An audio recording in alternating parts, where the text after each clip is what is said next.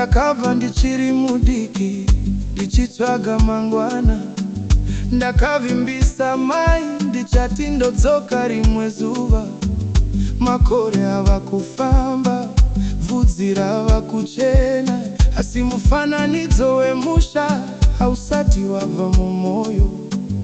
Vana vava kundibvunza, kumba kunonzi kupi? Ndongoti mirirai, Mwari vachazarura nzira.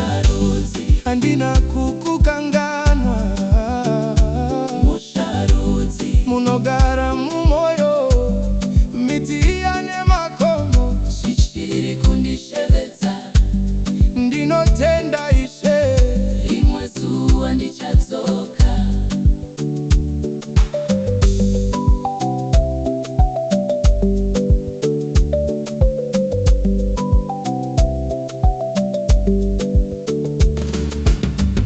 pane guva rababa randisina kumbochema.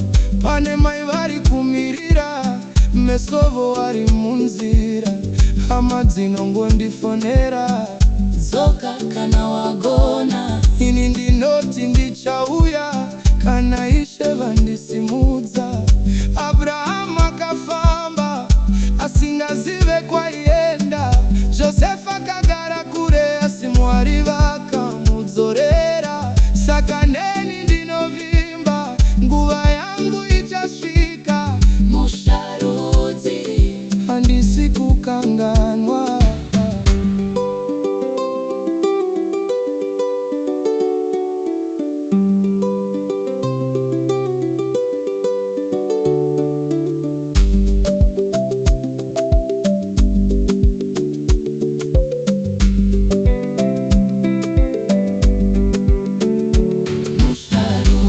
Ndichadzoka ndichifara, Musharudzi misodzi ichapera.